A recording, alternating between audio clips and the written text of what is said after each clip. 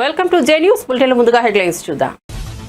MLC ఎన్నికల్లో కూటమి అభ్యర్థుల హవా. ఆలపాటి రాజేంద్ర ప్రసాద్ ఘన విజయం. ఉభయ గోదావరి పట్టభద్రుల ఎమ్మెల్సీగా కూటమి అభ్యర్థి పేరాబత్తులం రాజశేఖరం విజయం. తెల్లవారుజామున 5:55 సమయానికి 82,320 ఓట్ల ఆధిక్యం.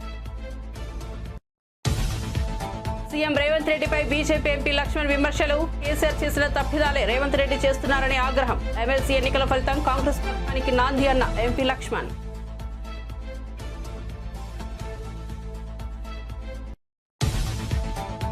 వైసీపీ ఎమ్మెల్యేలపై పయ్యావుల కేశవ్ విమర్శలు. పేదవాడి భూవ లాక్కునేందుకు 11 స్థానాలే వచ్చాయన్న పయ్యావుల కేశవ్.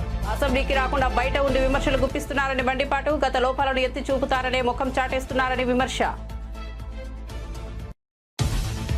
మామునూరు ఎయిర్పోర్ట్ భూసేకరణ సర్వేను అడ్డుకున్న రైతులు. ఎయిర్పోర్ట్ కు భూములు కోల్పోతున్నామని న్యాయం చేయాలని రైతుల నిరసన. నక్కలపల్లి రోడ్డు తీసేవద్దని, తమకు రోడ్డు మార్గం చూపాలని ఆందోళన. సర్వే కోసం వచ్చిన ఆర్డీఓను అడ్డుకొని ఇప్పుడు సర్వే చేయొద్దన్న రైతులు.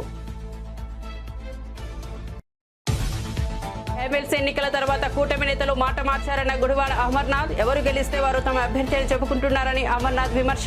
ఓటమిని హుందాగా ఒప్పుకోవాలని హితవు. ఉద్యోగులను ప్రభుత్వం మోసం చేస్తోందని వ్యాఖ్య.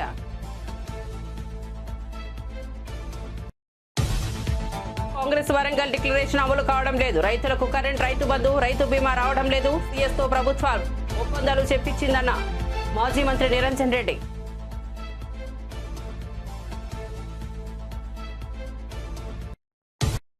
ఇక వార్త వివరాల్లోకి వెళ్తే, ఎమ్మెల్సీ ఎన్నికల ఫలితాల తర్వాత కూటమి నేతలు మాట మార్చారని వైసీపీ నేత మాజీ మంత్రి గుడివాడ అమర్నాథ్ విమర్శించారు. ఉద్యోగుల కడుపు మంటకు నిన్నటి ఎమ్మెల్సీ ఎన్నికల ఫలితాల నిదర్శనమని అన్నారు. ఎవరు గెలిస్తే వారే తమ అభ్యర్థి అని చెప్పుకోవడానికి సిగ్గులేదా అని ప్రశ్నించారు. ఓటమిని హుందాగా ఒప్పుకోవాలని సూచించారు. విశాఖలో మీడియాతో మాట్లాడుతూ ఆయన వ్యాఖ్యలు చేశారు. రఘువర్మ ఓటమి తర్వాత తమకు సంబంధం లేదని మంత్రి అచ్చెన్నాయుడు చెప్పడం ఆశ్చర్యం కలిగించిందని అమర్నాథ్ అన్నారు. ప్రభుత్వ పనితీరును ఎమ్మెల్సీ ఎన్నికల ఫలితాలే నిదర్శనమని చెప్పారు. ఉద్యోగులు పీఆర్సీ ఇస్తామని మోసం చేశారని, ఏనాడు జీతాలు సరిగా ఇవ్వలేదని దుయ్యబట్టారు. శ్రీనివాసులు నాయుడు కూడా కూటమి తనకు మద్దతు ప్రకటించలేదని చెప్పారని అన్నారు. రాష్ట్రంలో జరుగుతున్నటువంటి ఇతర గ్రాడ్యుయేట్ ఎన్నికలకు సంబంధించి కానీ ఆ ఎన్నికలకి వైఎస్ఆర్ కాంగ్రెస్ పార్టీ దూరంగా ఉంటుంది అనేటువంటి విషయాన్ని చాలా క్లియర్గా చెప్పాం. అయితే నిన్న ఫలితాలు వచ్చిన తర్వాత తెలుగుదేశం పార్టీకి అలాగే కూటమికి సంబంధించినటువంటి నాయకులు అలాగే ప్రభుత్వంలో ఉన్నటువంటి మంత్రులు చేస్తున్నటువంటి ప్రకటనలు చూసిన తర్వాత చాలా హాస్యాస్పదంగా అనిపించింది. వచ్చినటువంటి ఫలితాన్ని గౌరవించాల్సినటువంటి సందర్భాలు వదిలేసి ఎవరు గెలిస్తే గెలిచినటువంటి వారు మా అభ్యర్థి అని చెప్పుకోవడం అనేటువంటి ఎంతకంటే సిగ్గుచేటు అనేటువంటి, తద్వారా పోలైనటువంటి దాదాపు 20,000 మంది ఉపాధ్యాయులు వేసినటువంటి ఓట్లుగాను వచ్చినటువంటి ఎన్నికల ఫలితాన్ని కూడా నిన్న ఈ ప్రాంత ప్రజలందరూ కూడా చూశారు. సరే, ముందు నుంచి మా తాలూకా స్టాండ్, వైఎస్ఆర్ కాంగ్రెస్ పార్టీ తాలూకా స్టాండ్ కానీ లేదా మీ తాలూకా పాత్ర ఏంటి ఎన్నికల్లో అనేటువంటి విషయాలు చాలా సందర్భాల్లో పత్రికా మిత్రులు చాలామంది అడిగారు. ఈ ఎన్నికలకు కానీ లేదా రాష్ట్రంలో జరుగుతున్నటువంటి ఇతర గ్రాడ్యుయేట్ ఎన్నికలకు సంబంధించి కానీ ఆ ఎన్నికలకి వైఎస్ఆర్ కాంగ్రెస్ పార్టీ దూరంగా ఉంటుంది అనేటువంటి విషయాన్ని చాలా క్లియర్గా చెప్పాం. అయితే నిన్న ఫలితాలు వచ్చిన తర్వాత తెలుగుదేశం పార్టీకి అలాగే కూటమికి సంబంధించినటువంటి నాయకులు అలాగే ప్రభుత్వంలో ఉన్నటువంటి మంత్రులు చేస్తున్నటువంటి ప్రకటనలు చూసిన తర్వాత చాలా హాస్యాస్పదంగా అనిపించింది. వచ్చినటువంటి ఫలితాన్ని గౌరవించాల్సినటువంటి సందర్భాలు వదిలేసి ఎవరు గెలిస్తే గెలిచినటువంటి వారు మా అభ్యర్థి అని చెప్పుకోవడం అనేటువంటి ఎంతకంటే సిగ్గుచేటు అనేటువంటిది ఇంకోటి ఉండదు. అందులోని ఈరోజు ప్రభుత్వంలో ఉన్నటువంటి సీనియర్ మంత్రిగా ఉన్నటువంటి అచ్చెన్నాయుడు, ఉత్తరాంధ్ర ప్రాంతానికి చెందినటువంటి వ్యక్తి, ఈ ప్రాంతానికి చెందినటువంటి నాయకుడిగా, ఈ ప్రాంతం నుంచి ప్రాతినిధ్యం వహిస్తున్నటువంటి వ్యక్తిగా ఇక్కడ జరిగినటువంటి ఎన్నికల ప్రక్రియలో పూర్తి స్థాయిలో నిన్న ఓటమి పాలైనటువంటి అభ్యర్థికి మద్దతు పలికినటువంటి కూటమి పార్టీ నాయకులు తీరా ఫలితం వచ్చిన తర్వాత నిన్న శ్రీనివాసులు నాయుడు గారు టీచర్స్ ఎమ్మెల్సీగా ఎన్నికైన తర్వాత శ్రీనివాసులు నాయుడు గారి తాలూకు విజయంలో కూటమి పాత్రే ఉంది, కూటమి బలపరిచినటువంటి అభ్యర్థి శ్రీనివాసులు నాయుడు గారు అని చెప్పుకోవడం అనేటువంటిది మరి ఎంతకంట సిగ్గుచేటు ఇంకోటి ఉంటుందా అని చెప్పని అడుగుతా ఉన్నా. మీరు అధికారంలోకి వచ్చినటువంటి కేవలం ఈ 9 మాసాల్లో ఉభయ గోదావరి పట్టభద్రుల ఎమ్మెల్సీగా కూటమి అభ్యర్థి పేరాబత్తుల రాజశేఖర విజయం సాధించారు. పీడీఎఫ్ అభ్యర్థి దిడ్ల వీరరాఘవపై గెలుపొందారు. 7వ రౌండ్ ముగిసేసరికి 70,000 ఓట్ల వ్యత్యాసం ఉంది. 8వ రౌండ్ కౌంటింగ్ కొనసాగుతోంది. ఇది పూర్తయితే మెజార్టీలో స్వల్ప మార్పులు ఉండే అవకాశం ఉంది. ఇంత గొప్ప విజయం సాధించినందుకు సంతోషంగా ఉందని పేరాబత్తుల రాజశేఖరం అన్నారు. కూటమి అభ్యర్థిగా ప్రకటించినందుకు సీఎం చంద్రబాబుకు ఆయన ప్రత్యేకంగా కృతజ్ఞతలు తెలిపారు. అలాగే 2 జిల్లాల పట్టభద్రుల ఓటర్లకు కూడా ధన్యవాదాలు తెలియజేశారు. పట్టభద్రుల హక్కుల సాధన కోసం పనిచేస్తారని ఆయన తెలిపారు. నిరుద్యోగ యువత పట్ల గత ప్రభుత్వం అనాలోచితంగా వ్యవహరించిందని పేరాబత్తుల దుయ్యబట్టారు. గోదావరి పశ్చిమ గోదావరి మరి కూటమి బలపరిచిన తెలుగుదేశం అభ్యర్థిగా పట్టభద్రుల ఎమ్మెల్సీ అభ్యర్థిగా ఈరోజు ఘన విజయం సాధించడానికి మరి నన్ను ఓట్లు వేయించి గెలిపించిన ప్రతి ఒక్కరికి కూడా మరి హృదయపూర్వక ధన్యవాదాలు నమస్కారాలు తెలియజేసుకుంటున్నాం. మీరందరూ కూడా ఏ నమ్మకంతో నా గెలుపుకు సహకరించారో మీ నమ్మకాన్ని వమ్ము చేయకుండా ఈ ప్రభుత్వంతో కలిసి పనిచేసి ఏదైతే పట్టభద్రులకి రావాల్సిన హక్కులుగా రావాల్సిన ఉన్నాయో అన్నీ కూడా మరి సాఫల్యం అయ్యేవారు కృషి చేస్తానని తెలియజేసుకుంటున్నాం. ముఖ్యంగా నన్ను అభ్యర్థిగా ప్రకటించిన చంద్రబాబు నాయుడు గారికి, దానికి సహకరించిన పవన్ కళ్యాణ్ గారికి, అలాగే బీజేపీ అధ్యక్షురాలు పురంధేశ్వరి గారికి కూడా ప్రత్యేకమైన ధన్యవాదాలు. నా విజయానికి సహకరించిన ప్రతి ఎమ్మెల్యేకు, ఎంపీకి, మంత్రివర్యులకు, ఇన్ఛార్జ్ మంత్రులకు, అబ్జర్వర్లకు, మరి గ్రామ స్థాయిలో మరి ఏదైతే పాయింట్ ఆఫ్ కాంటాక్ట్గా 30 మందికి ఒక బాధ్యుని పెట్టుకున్న వాళ్ళందరూ కూడా మరి విశేషమైన కృషి చేసిన ప్రతి ఒక్కరికి పేరు పేరున నా విజయానికి సహకరించిన అందరికీ కూడా, అలాగే మీడియా మిత్రులకు కూడా ప్రత్యేకమైన ధన్యవాదాలు, అభినందనలు తెలియజేస్తున్నాను. ఉమ్మడి కృష్ణా, గుంటూరు జిల్లాల పట్టభద్రుల నియోజకవర్గంలో కూటమి అభ్యర్థి ఆళ్లపాటి రాజేంద్ర ప్రసాద్ ఘన విజయం సాధించారు. ఇంకా 2 రౌండ్ల లెక్కింపు మిగిలి ఉన్నప్పటికీ మ్యాజిక్ ఫిగర్ను దాటేశారు. 5 గంటల 50 నిమిషాల సమయానికి ఆయనకు 82,320 ఓట్ల ఆధిక్యం లభించింది. మొత్తం 9 రౌండ్లు పూర్తయ్యేసరికి సమీప ప్రత్యర్థి పీడీఎఫ్ బలపరిచిన సిట్టింగ్ ఎమ్మెల్సీ కేఎస్ లక్ష్మణరావుపై 82,320 ఓట్ల ఆధిక్యంతో గెలుపొందారు. ఇక్కడ మొత్తం 2,41,873 ఓట్లు పోలయ్యాయి. ఈ సందర్భంగా ఆళ్లపాటి మీడియాతో మాట్లాడుతూ ఇది అపూర్వమైన విజయమని చెప్పారు. కూటమి అభ్యర్థిని గెలిపించాలని ప్రజలు ముందే డిసైడ్ అయ్యారని అన్నారు. తన మెజార్టీకి వచ్చిన ఓట్లు కూడా పీడీఎఫ్ అభ్యర్థికి రాలేదని ఎద్దేవా చేశారు. నిర్ణయం తీసుకొని ఏ యొక్క విశ్వవిద్యాలయాల్లో కూడా ఇది చదువుకి మాత్రమే ఉపయోగపడాలి, విద్యకు మాత్రమే ఉపయోగపడాలి, విద్యా వ్యాప్తికి ఉపయోగపడాలి, విద్య మీద అనర్గళంగా రీసెర్చ్ చేసే కేంద్రాలుగా ఉండాలని చెప్పి ఆ రోజున రాజకీయాలతో కలుషితమైపోయిన రాజకీయాలు ఇక్కడ ఉండకూడదని చెప్పి ఆనాడు చెప్పినటువంటి మాటలను గుర్తు తెచ్చుకోవాలి. ఆ రకంగానే ఎప్పుడు మేము అధికారంలో ఉన్నా కూడా విశ్వవిద్యాలయాలను ఒక ప్రత్యేకమైనటువంటి ఒక ఆశ్రమం లాగా భావించాం. మేమందరం కూడా గురుకులాల్లాగా భావించాం, ఆచార్య దోభావ అన్నట్టుగా భావించాం. వీళ్ళలాగా బ్రాందీ షాపుల దగ్గర బ్రాందీ తాగించడానికి బెట్ల, ఎవరైతే బ్రాందీ తాగుతున్నారో వాళ్ళకి కాపలాగా అయ్యమని మేము బెట్ల, సామాజిక గౌరవాన్ని ఇచ్చుకుంటూ ఉన్నాం మొదటి నుంచి కూడా. ఆ రకంగా విశ్వవిద్యాలయాల యొక్క కీర్తిని పెంపొందించడానికి ప్రయత్నించాం. ఆనాటి రామకృష్ణారావు గారు కానీ, రాఘవులు గారు కానీ, ఎవరు ఏ వీసీని చూసుకున్నా కూడా ఎక్కడైనా సరే 14 వీసీలుగా ఉంటే 14 మందిలో 11 మంది బీసీల నుంచి ఏర్పరిచినటువంటి విశ్వవిద్యాలయ కులపతులు. మరి ఆ రకమైనటువంటి విశ్వవిద్యాలయాలు కేవలం రాజకీయ పార్టీలకి నిలయాలైపోయి వీళ్ళే జెండాలు కట్టుకున్న తిరుగుతున్నట్టుగా వీళ్ళు తిరిగి రాజకీయాలతో కలుషితం చేసేస్తే ఏమిటి ఇదని ప్రశ్నిస్తే భయపడి వీళ్ళందరికీ వీళ్ళు రాజీనామా చేస్తే మేము భయపెట్టామంటారేంటి? వీళ్ళు చాలా స్పష్టంగా చెప్పారు, మాకు with our own reasons we're not continuing, we're resigned అని చెప్పి పెట్టినటువంటి లెటర్స్లో ఎక్కడైనా భయం ఉందా, లేకపోతే ఇంకోటి ఉందా, ప్రేరేపితమైన అంశాలు ఉన్నాయా? మీకు భయం, ఏం భయం అంటే మీరు చేసిన తప్పులకి ఎక్కడ ప్రశ్నిస్తారో అని చెప్పి భయం. మీరు విశ్వవిద్యాలయాలను కూడా రాజశేఖర రెడ్డి గారు బొమ్మలు పెట్టడానికి ప్రయత్నించినటువంటి దుర్మార్గమైనటువంటి నీతి అవలంబించినటువంటి మీరు నిజమైనటువంటి కులపతులా అని చెప్పి నేను అడుగుతా ఉన్నా. విద్యని వ్యాప్తి చేయడానికి కానీ, విద్య మీద రీసెర్చ్ చేయడానికి కానీ, విద్యను అందించడానికి కానీ. తెలంగాణ ప్రభుత్వంపై బీజేపీ ఎంపీ లక్ష్మణ్ తీవ్రంగా మండిపడ్డారు. పాలన చేతకాక అయోమయ గందరగోళంతో రాష్ట్రాన్ని అధోగతి పాలు చేస్తున్నారు రేవంత్ రెడ్డి అని ఆరోపించారు. రీజనల్ రింగ్ రోడ్ ప్రాజెక్టు ముసుగులో గత ప్రభుత్వంలోని బీఆర్ఎస్ నేతలు లబ్ధి పొందారు. ఆ ప్రాజెక్టు ఉత్తర భాగం రైతులకు నష్టం చేశారని పేర్కొన్నారు. ఇక కాంగ్రెస్ అధికారంలోకి వస్తే రైతులకు న్యాయం చేస్తామని ప్రియాంక గాంధీ చెప్పించారు. కానీ ఇప్పటి వరకు న్యాయం చేయలేదు, అలైన్మెంట్ మార్చలేదు అని ఆయన చెప్పుకొచ్చారు. ఉత్తర భాగం రైతులు అలైన్మెంట్ మార్చాలని అడిగితే పట్టించుకొని ముఖ్యమంత్రి దక్షిణ భాగంలో మాత్రం మార్చారు. దీనిలో ఆంతర్యం ఏమిటి? రియల్ ఎస్టేట్ వ్యాపారంగా మార్చాలని అనుకుంటున్నారా అని ఎంపీ లక్ష్మణ్ ప్రశ్నించారు. తెలిసి కూడా ఫేక్ ప్రచారాలతోని ప్రజలను మభ్యపెట్టి అధికారులకు వచ్చి 14-15 నెలలు కావస్తూ ఉన్నది.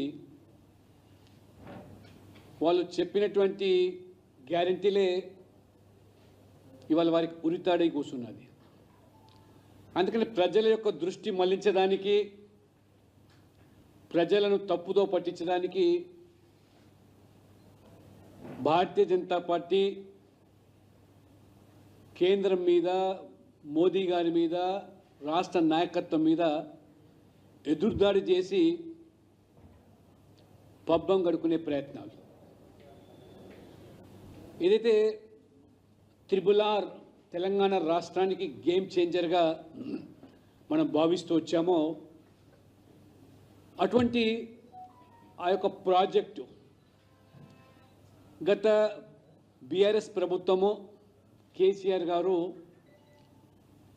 త్రిబుల్-ఆర్ ప్రాజెక్టు ముసుగులో బీఆర్ఎస్ యొక్క నాయకులు వారి యొక్క ఆస్తులు కూడగట్టుకోవడానికి, వారి ప్రయోజనాలు కాపాడడానికి అక్కడి ప్రాంతం యొక్క రైతులను ప్రయోజనాలు పణంగా పెట్టి, మరీ ముఖ్యంగా ఉత్తర భాగానికి సంబంధించినటువంటి ఈ త్రిబుల్-ఆర్ ప్రాజెక్టు ఆనాడు బీఆర్ఎస్ చేసిన మోసాన్ని, బీఆర్ఎస్ యొక్క మరి తప్పుడు అలైన్మెంట్ అంశాలను ప్రస్తావించి దాన్ని సరిదిద్దుతామని చెప్పి హామీ ఇచ్చి, ఎన్నికల్లో ఏ రకంగా గ్యారంటీలు రాహుల్ గాంధీ ద్వారా, సోనియా గాంధీ ద్వారా, మల్లికార్జున్ ఖర్గే ద్వారా ప్రజలకు హామీలు గుప్పించి లబ్ధి పొందినారో రాజకీయంగా, అదే పంతాలో ప్రియాంక గాంధీ ద్వారా భువనగిరిలో సభ నిర్వహించి ఈ త్రిబుల్-ఆర్ యొక్క ఉత్తర భాగానికి సంబంధించినటువంటి అలైన్మెంట్ వల్ల రైతులు తమ విలువైనటువంటి పంట భూములు కోల్పోతున్నారని, ఈ పాటికే నేషనల్ హైవేస్ లేదా అనేక పర్యాయాలు అభివృద్ధి పేరుతో రైతుల యొక్క మరి పచ్చటి పొలాలను ఆనాడు ప్రభుత్వం స్వాధీనం చేసుకుంటే, ఈ త్రిబుల్-ఆర్ పేరు మీద మళ్ళీ నష్టపోయిన రైతులకు మళ్ళీ ఆ బీఆర్ఎస్ ప్రభుత్వం యొక్క తప్పుడు విధానాలను సరిదిద్దుతామని, అలైన్మెంట్లో మార్పు. కూటమి ప్రభుత్వం తల్లికి వందనం పథకాన్ని త్వరలోనే అమలు చేయనుందని, ఇందుకు సంబంధించిన గైడ్లైన్స్ ను త్వరలోనే ప్రకటిస్తామని విద్యా ఐటీ శాఖల మంత్రి నారా లోకేష్ వెల్లడించారు. తల్లికి వందనం పథకంపై మండలిలో సభ్యులు అడిగిన ప్రశ్నకు మంత్రి సమాధానమిచ్చారు.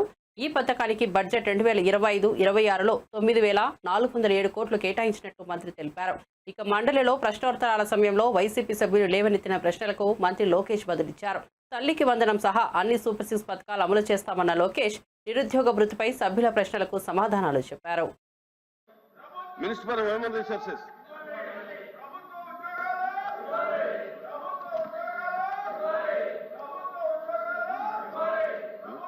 అధ్యక్ష, మొదటి ప్రశ్నకి సమాధానం అవునండి.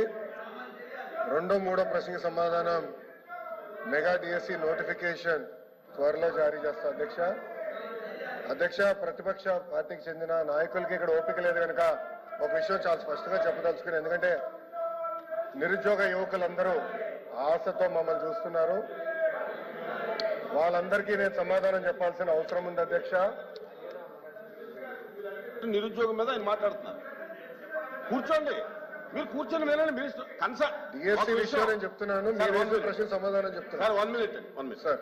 ఇప్పుడు మీరు ఏదైతే నిరుద్యోగుల గురించి అడుగుతున్నారో దాని మీద కన్సర్న్ మినిస్టర్ గారు మాట్లాడుతుంటే మీరు కూర్చొని వినాలి కదా, వినాలి కదా అన్నాను. ఇప్పుడు మీకు ఏం కావాలి?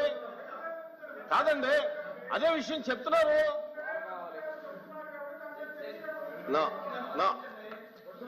అధ్యక్ష,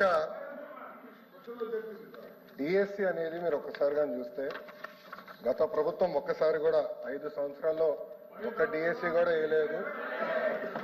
ఎందుకు వేయలేదో వాళ్ళు సమాధానం చెప్పాలి అధ్యక్ష. అధ్యక్ష, డిఎస్సి విషయంలో ఒకసారి చూస్తే అధ్యక్ష, ఉపాధ్యాయుల నియామకంలో ఇప్పటికీ 1994 నుంచి చూస్తే అధ్యక్ష 2,60,194 పోస్టులు భర్తీ చేశాం అధ్యక్ష. దాంట్లో అధ్యక్ష తెలుగుదేశం పార్టీ అధికారంలో ఉన్నప్పుడు 1,80,272 పోస్టులు భర్తీ చేస్తాం జరిగింది అధ్యక్ష. అంటే 70% టీచర్ పోస్టుల నియామకం ఒక తెలుగుదేశం పార్టీ హయాంలో జరిగిందని గౌరవ సభ్యులు ముందర తెలుసుకోవాల్సిన అవసరం ఉంది అధ్యక్ష. అధ్యక్ష, మీరు చూస్తే గౌరవ ముఖ్యమంత్రి గారు కానివ్వండి, నేను కూడా మంత్రిగా బాధ్యతలు స్వీకరించినప్పుడు డిఎస్సి పైన తొలి సంతకం పెడతాం జరిగింది అధ్యక్ష. దాంట్లో భాగంగా 2/7/24కి టెట్ నిర్వహిస్తాం జరిగింది. 4,27,000 మంది అప్లై చేశారు. దాంట్లో 3,68,000 మంది అపియర్ అయ్యారు. 1,87,000 మంది క్వాలిఫై అయ్యారు అధ్యక్ష. అధ్యక్ష, మీరు చూస్తే 3/10/24 నుంచి 21/10/24 వరకు టెట్ కూడా పూర్తి చేస్తాం జరిగింది అధ్యక్ష. 1 మ్యాన్ కమిషన్ రిపోర్ట్ త్వరలో రాబోతుందని మేము భావిస్తున్నాం అధ్యక్ష. ఎట్టి పరిస్థితుల్లో మార్చి నెలలో డిఎస్సి నోటిఫికేషన్ ఇచ్చే బాధ్యత మన ప్రభుత్వం తీసుకుంటుందని నిరుద్యోగ యువకులకి ఈ సభ సాక్షిగా నేను హామీ ఇస్తాం జరుగుతుంది అధ్యక్ష. అధ్యక్ష, విచిత్రం ఏంటంటే నాకు వేసిన 2 ప్రశ్నలు ప్రతిపక్ష పార్టీలు, కానీ వాళ్ళు వేసిన ప్రశ్నల మీద చర్చించడానికి సిద్ధంగా లేకపోతే నిజంగానే చాలా చాలా బాధాకరం. ఇప్పుడన్నా వాస్తవాలు తెలుసుకోవాలని గౌరవ సభ్యుల్ని కోరుతున్నా అధ్యక్ష. Question number 13762 minister for energy.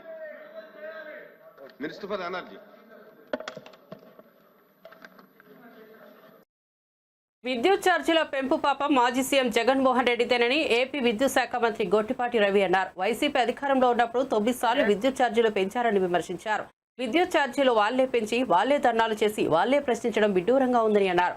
శాసనమండలిలో ప్రశ్నోత్తరాల సమయంలో విద్యుత్ ఛార్జీల పెంపు అంశంపై వైసీపీ సభ్యులు అడిగిన ప్రశ్నలకు ఆయన ఈ మేరకు సమాధానం ఇచ్చారు. తమ ప్రభుత్వం విద్యుత్ ఛార్జీలను పెంచబోదని గొట్టిపాటి తెలిపారు. దాన్ని ప్రజల్లో తీసుకెళ్లాల్సిన దాన్ని తీసుకెళ్లకుండా 1 సంవత్సరం 8 నెలల పాటు పక్కన పెట్టి తర్వాత ప్రభుత్వమైన భారం వేసే ప్రయత్నం చేసింది. అదేవిధంగా 2023-24లో కూడా 11,000 కోట్ల రూపాయలు మళ్ళీ ఎస్సీకి పంపించారు. 9,400 కోట్ల రూపాయలు భారం వేసి మొత్తం 15,000 కోట్ల రూపాయలు భారం అంతా కూడా 2022-23 వేసిన భారమే అని చెప్పి మీ ద్వారా సభ్యులకు కూడా తెలియజేస్తా ఉన్నాను. ఇందాక రవిబాబు గారు అంటా ఉన్నారు మేము విండ్ సోలార్ ద్వారా ప్రజలకి మభ్య పెట్టాం. మేము ఎప్పుడు కూడా మభ్య పెట్టలేదు సార్. గతంలో 2014-19 ఉన్నప్పుడు ఈ రాష్ట్రంలో ఎక్కడ లేని విధంగా 7,000 మెగావాట్లు విద్యుత్ ఉత్పత్తి తీసుకొచ్చాం. తర్వాత ఇలా ప్రభుత్వం వచ్చిన తర్వాత పీపీఎల్ రద్దు చేయటం, వాళ్ళని ఇబ్బంది పెట్టడం, విదేశీ ప్రతినిధుల చేత తిట్లు తినటం, ఈ రాష్ట్రానికి రావాల్సిన ఇన్వెస్టర్ని తరిమి కొట్టడం, రకరకాల కార్యక్రమాలు చేసి విద్యుత్ వ్యవస్థలన్నింటినీ కూడా సర్వనాశనం చేసి వాళ్ళు ఇక్కడికి వచ్చేసి సత్యదూరమైన మాటలు చెప్పి ప్రజలని నమ్మించే ప్రయత్నం చేస్తున్నారని చెప్పి కూడా మీకు చెప్తా ఉన్నాను సార్. అదేవిధంగా ఒకసారి చూడండి సార్,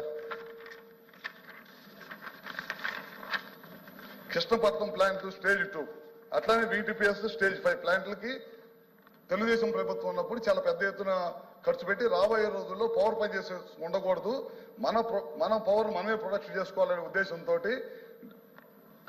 చేస్తే ఆ రెండింటిని కూడా షట్ డౌన్ చేసేసి కొత్తగా ప్లాంట్లన్నిటి కూడా నిర్మాణం చేయకుండా చేసేసింది. అదేవిధంగా పోలవరం ప్రాజెక్టు దాదాపు 900 మెగావాట్లు వచ్చే ప్లాంట్ ని 70% పూర్తయిన పోలవరం ప్రాజెక్ట్ ని అదేవిధంగా ఆ ప్లాంట్ కూడా అట్లానే వదిలేసింది అనమాట. దాదాపు విద్యుత్ సంస్థలకు సంబంధించిన డబ్బులన్నింటిని కూడా బెవరేజ్ కార్పొరేషన్ కి మళ్ళీ చిన్న కార్యక్రమం చేసింది. ఇట్లాంటి 1 కాదు 2 కాదు అన్ని కార్యక్రమాలు చేసి విద్యుత్ వ్యవస్థను అన్నింటి కూడా సర్వనాశనం చేసిన విషయాన్ని మీరు ఒకసారి గమనిస్తాం సార్. ఈ ప్రభుత్వం అధికారంలోకి వచ్చిన తర్వాత పూర్వవైభవం తీసుకురావాలనే ఉద్దేశంతో ఎక్కడ కూడా ప్రజల మీద భారం పడకుండా ఉండాలనే దానికోసం విద్యుత్ కొనుగోలు గతంలో 9 నుంచి 10,000 కోట్ల రూపాయలు ఇవన్నీ షట్ డౌన్ చేసిందే కాకుండా 10,000 కోట్ల రూపాయలు ఖర్చు పెట్టారు ఓన్లీ విద్యుత్ కొనుగోలు మీద, షార్ట్ టర్మ్ పవర్ పర్చేజెస్ మీద. మా ప్రభుత్వం అధికారంలోకి వచ్చిన సంవత్సరంలోనే ఈ 10 నెలల్లోనే 60% విద్యుత్ కొనుగోలు తగ్గించేసి మన జెన్కోని కానీ వీటిని కానీ సమర్థవంతంగా నడిపి ఎక్కలేని విధంగా ఈ 3 నెలల్లో ఎక్కలేని విధంగా పవర్ ప్రొడక్షన్ చేసిన సంగతి వాస్తవం అని చెప్పి కూడా మీ ద్వారా తెలియజేస్తా ఉన్నాను. అదేవిధంగా తయారైన విద్యుత్ వేస్ట్ కాకుండా కేంద్ర ప్రభుత్వ సహాయ సహకారాలతోటి బ్యాటరీ స్టోరేజ్ కూడా తీసుకొని త్వరలోనే స్టార్ట్ చేయబోతున్నాం. టెండర్లు కూడా పిలిచాం, త్వరలోనే స్టార్ట్ చేయబోతున్నాం. ఇదే విధంగా ఇందాక అన్నట్టు విండ్ కానీ సోలార్ కానీ పిఎం కుసుమ్ వీళ్ళు వద్దని చెప్పి వెనక పంపించారు. పక్కనున్న మహారాష్ట్ర కానీ కర్ణాటక కానీ పిఎం కుసుమ్ తీసుకొని చాలా పెద్ద ఎత్తున పగలపూట రైతులకు 9 గంటల కరెంట్ ఇస్తా ఉంది. వీళ్ళు లెటర్ రాశారు కేంద్ర ప్రభుత్వాన్ని మాకు అవసరం లేదని చెప్పి. ఇవాళ ముఖ్యమంత్రి గారు అధికారంలో చేపట్టిన తర్వాత కూటమి ప్రభుత్వం మేము అమ్మటే కేంద్రానికి లెటర్ రాసి మేము ఈ రాష్ట్ర ప్రభుత్వం పిఎం కుసుమ్ తీసుకుంటామని చెప్పి మొదటి విడతగా 1,00,000 కనెక్షన్లు తీసుకున్నాం. మళ్ళీ లెటర్లు రాసి 2,000 కనెక్షన్లు తీసుకున్నాం. 2 లక్షల కనెక్షన్లు తీసుకున్నాం. ఈ ప్రభుత్వం రైతులకి పగలపూట కరెంట్ ఇవ్వాలి, పొద్దునే 10 నుంచి సాయంత్రం దాకా 9 గంటల కరెంట్ ఇవ్వాలి, పిఎం కుసుమ్ తీసుకోవాలి, తద్వారా ప్రజలకు కరెంట్ ఇవ్వాలనే దానికోసం ఈ ప్రయత్నం చేస్తా ఉన్నాం. ఈ కాంగ్రెస్ రైతుల కోసం ఇచ్చిన వరంగల్ డిక్లరేషన్ అమలు కావడం లేదని మాజీ మంత్రి సింగిరెడ్డి నిరంజన్ రెడ్డి తెలిపారు. రైతు బంధు, రైతు బీమా దేశానికి ఆదర్శంగా నిలిచాయన్నారు. 6,122 కోట్లు రైతులకు ప్రీమియం కేసీఆర్ ప్రభుత్వం చెల్లించింది. కానీ కాంగ్రెస్ పాలనలో రైతులకు కరెంట్, రైతు బంధు, రైతు బీమా రావడం లేదని ఆరోపించారు. రైతు భరోసా కోసం ప్రభుత్వ భూములను తాకట్టు పెట్టి 10,000 కోట్లు తెచ్చి ఏం చేశారని ఆయన ప్రశ్నించారు. ఆలోచన కూడా జరగాలి. రైతు బీమా అనేటువంటిది అత్యద్భుతమైనటువంటి పథకం అని చెప్పి ఆ పథకం అమల్లోకి వచ్చిన తర్వాత యునైటెడ్ నేషన్స్ ఆఫ్ ఆర్గనైజేషన్ సంబంధించినటువంటి FAO ఉంటుంది, ఒకటి ఫుడ్ అండ్ అగ్రికల్చర్ ఆర్గనైజేషన్ అని UNO ఆధ్వర్యంలో ఉంటుంది. ప్రపంచ వ్యవసాయ విధానాల మీద రీసెర్చ్ చేస్తారు. FAO తరఫున వరల్డ్ ఫుడ్ ప్రైజ్ కూడా ఇస్తుంటారు.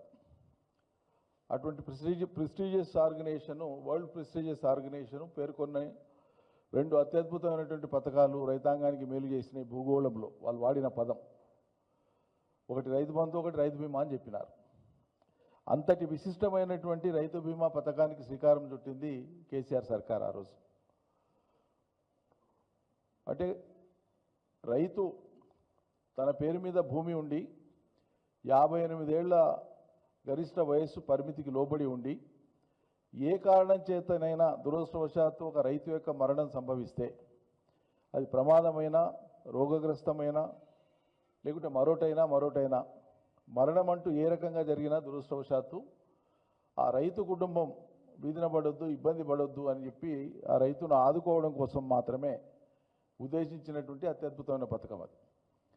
ప్రీమియం ప్రభుత్వమే చెల్లించి ఆ రైతు మరణానికి సంబంధించినటువంటి వివరాలు ఒకసారి వ్యవసాయ అధికారి, పంచాయతీ అధికారి మరణాన్ని ధృవపరుస్తూ వివరాలు పోర్టల్లో ఆన్లైన్లో అప్లోడ్ చేస్తే ఎవ్వరు పోయి ఏ కార్యాలయం చుట్టూ పోయి తిరిగేటువంటి కర్మ లేకుండా 5 నుంచి 6 లేదా 7 వర్కింగ్ డేస్లో 5-6 పని దినాల లోపలే ఆ కుటుంబానికి నేరుగా అకౌంట్లోకి డబ్బులు వచ్చి పడేది. ఇటువంటి అద్భుతమైనటువంటి పథకానికి శ్రీకారం చుట్టి రాష్ట్రంలో మా ప్రభుత్వం దిగిపోయే నాటికి ప్రవేశపెట్టినటువంటి ఈ పథకం ద్వారా రైతులకు 1,18,198 కుటుంబాలకు 1,18,198 కుటుంబాలకు ఒక్కొక్కరికి 5 లక్షల రూపాయల చొప్పున ఆ గతించిన రైతు కుటుంబంలో బీమాను అందించడం జరిగింది. దీనికోసం మొత్తం కేసీఆర్ సర్కార్ ఆనాడు LICకి వివిధ సందర్భాల్లో కట్టినటువంటి ఈ మొత్తం డేటా అంతా ఉంది. వివిధ సందర్భాల్లో కట్టినటువంటి ప్రీమియం డీటెయిల్స్ అన్నీ. ఫస్ట్ ఇయర్లో ప్రీమియము ఉదాహరణకి మనం మొదలుపెట్టినప్పుడు ఫస్ట్ ఇయర్లో 2271 ఉంటే అది ఏటేటా అది పెరుగుతూ పోయింది ప్రీమియం. ఇప్పుడు 3829కి వచ్చింది. అట్లా ఏటేటా పెరుగుతూ పోయింది. ఈ మొత్తం కలిపి కేసీఆర్ సర్కారు ప్రీమియం కిందనే కట్టినటువంటిది, రైతు బీమా కోసం ప్రీమియం కిందనే కట్టినటువంటి మొత్తం డబ్బులు 6122,65,00,000. మళ్ళీ చెప్తాను, 6122,65,00,000 రూపాయలు ప్రీమియం కింద చెల్లించింది. అందుకు మన రైతుల యొక్క క్లెయిమ్స్ ఏవైతే ఉన్నాయో 1,00,000.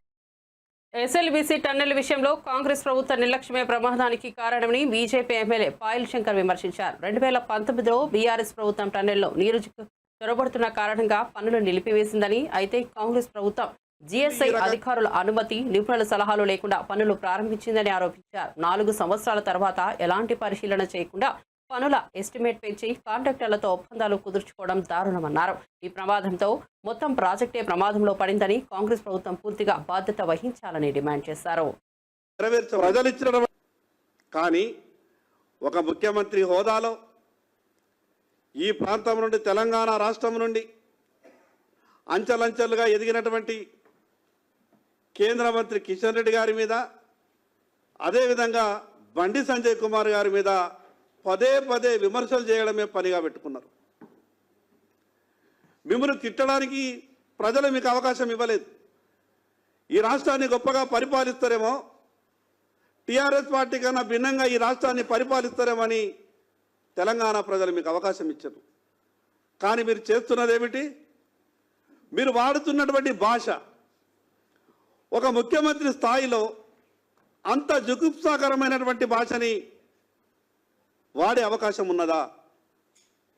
ఏం జరిగిందో మీకు తెలుసు. గతంలో కేసీఆర్ గారు కూడా ఇదే రకమైనటువంటి భాష మాట్లాడిండ్రు. నోటికి ఏదొస్తే అది మాట్లాడే ప్రయత్నం చేసిండ్రు. ఏం చేసిండ్రు? వాళ్ళకు ప్రజలు ఏ రకంగా బుద్ధి చెప్పిండ్రు? ఒక్కసారి ఎదుటి వాళ్ళ మీద మాట్లాడేటప్పుడు 1కి 2 సార్లు ఆలోచించి మాట్లాడాలి. ఎక్కడ తమ తప్పులు బయటపడుతున్నాయో ప్రజలన్నీ వాస్తవాలు గమనిస్తున్నారు కాబట్టి ఏదో ఎదుటి వాళ్ళని తిట్టి పోస్తే మా పని అయిపోతుంది అనుకుంటే అన్ని సందర్భాలలో కేవలం తిట్లతోనే వ్యవహారం జరగదు. కొన్ని సందర్భాలలో జరిగిండొచ్చు, కొంత కలిసి వచ్చిండొచ్చు. అంత మాత్రాన తిట్లతోనే మేము రాజకీయ పబ్బం గడుపుకుంటామంటే అది సాధ్యమయ్యేటటువంటి పని కాదని ఈ రాష్ట్ర ముఖ్యమంత్రి గారు అర్థం చేసుకోవాలి. పదే పదే ముఖ్యమంత్రి గారు ఒక మాట మాట్లాడతారు. కిషన్ రెడ్డి గారికి నేనంటే కుళ్ళు, అందుకొరకే ఈ రకంగా చేస్తున్నాడేమో అనుకుంటాడు. అసలు ఈ కుళ్ళు అనే మాట మీరు ఏదైతే మాట్లాడుతున్నారో ప్రజలైతే మీకే కుళ్ళున్నదేమని అనుకుంటా ఉన్నారు. ఈ రాష్ట్రం కొరకు గడిచిన 10 సంవత్సరాలలో దాదాపు 10 లక్షల కోట్ల రూపాయలు కేంద్ర ప్రభుత్వం ఈ రాష్ట్రానికి ఇచ్చింది. అనేకమైనటువంటి సంక్షేమ పథకాలు కావచ్చు, అభివృద్ధి కార్యక్రమాలు కావచ్చు. తెలంగాణ ఏర్పడ్డప్పటి నుండి ఇప్పటి వరకు ఏ ఒక్క పథకం తీసినా దాంట్లో రాష్ట్ర భాగస్వామ్యం లేనటువంటి పథకం ఏదీ లేదు. పుస్తకం విడుదల చేసిన కిషన్ రెడ్డి గారు కేంద్ర ప్రభుత్వం ఏమిచ్చింది, నేనేం తెచ్చినా, ఈ రాష్ట్రానికి ఏం మేలు చేసినాం, నరేంద్ర మోడీ గారి నాయకత్వంలో తెలంగాణ రాష్ట్రానికి ఏ రకమైనటువంటి సాయం జరిగిందో కిషన్ రెడ్డి గారు పుస్తకం కూడా విడుదల. వైసీపీ ఎమ్మెల్యేలపై ఏపీ ఆర్థిక మంత్రి పయ్యావుల కేశవ్ విమర్శలు గుప్పించారు. అసెంబ్లీకి రాకుండా బయట ఉండి ప్రభుత్వంపై విమర్శలు గుప్పిస్తున్నారని విమర్శించారు. ఉన్నవి లేనివి కల్పించి దుష్ప్రచారం చేస్తున్నారని మండిపడ్డారు. అసెంబ్లీకి వస్తే గత లోపాలను ఎత్తి చూపుతారని ముఖం చాటిస్తున్నారని అన్నారు. చేసిన పాపాలు వెంటాడడం వల్లే అసెంబ్లీకి రాలేకపోతున్నారని ఎద్దేవా చేశారు. 5 ఏళ్ల పాలనలో వైసీపీ ఆర్థిక విధ్వంసం సృష్టించిందని పయ్యావుల అన్నారు. ఆనాడు ప్రతిపక్షాల గొంతు నొక్కడంపైనే దృష్టి సారించారని విమర్శించారు. పేదవాడి బువ్వ లాక్కున్నందుకు 11 స్థానాలకే పరిమితమయ్యారని అన్నారు. కళ్ళ ముందు కనపడింది మనకి 2014-19 మధ్య ఒకే ఒక సెక్టర్ తీసుకుందాం అధ్యక్ష. ఒక ఇరిగేషన్ లో 40,000 కోట్ల రూపాయలని ఖర్చు పెట్టారు అధ్యక్ష ఆ రోజు ముఖ్యమంత్రిగా ఆయన. ఇదే రాష్ట్రం కదా అధ్యక్ష, ఇదే విడిపోయినటువంటి రాష్ట్రం కదా అధ్యక్ష. విడిపోతే బులెటిన్ ముగించే ముందు హెడ్లైన్స్ మరోసారి చూద్దాం. ఎమ్మెల్సీ ఎన్నికల్లో కూటమి అభ్యర్థుల హవా. ఆలపాటి రాజేంద్ర ప్రసాద్ ఘన విజయం. ఉభయ గోదావరి పట్టభద్రుల ఎమ్మెల్సీగా కూటమి అభ్యర్థి పేరాబత్తులం రాజశేఖరం విజయం. తెల్లవారుజామున 5:55 సమయానికి 82,320 ఓట్ల ఆధిక్యం. సీఎం రేవంత్ రెడ్డిపై బీజేపీ ఎంపీ లక్ష్మణ్ విమర్శలు. కేసీఆర్ చేసిన తప్పిదాలే రేవంత్ రెడ్డి చేస్తున్నారని ఆగ్రహం. ఎమ్మెల్సీ ఎన్నికల ఫలితం కాంగ్రెస్ పక్షానికి నాంది అన్న ఎంపీ లక్ష్మణ్.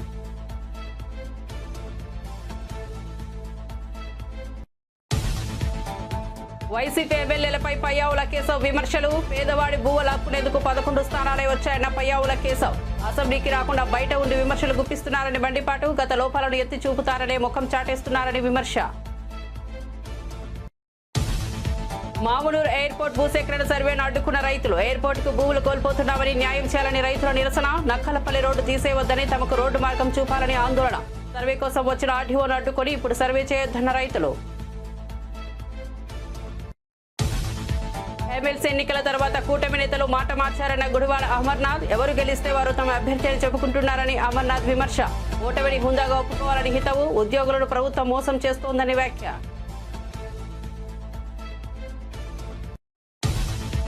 కాంగ్రెస్ వరంగల్ డిక్లరేషన్ అమలు కావడం లేదు. రైతులకు కరెంట్, రైతు బంధు, రైతు బీమా రావడం లేదు. సీఎస్తో ప్రభుత్వం ఒప్పందాలు చెప్పించిందన్న మాజీ మంత్రి నిరంజన్ రెడ్డి.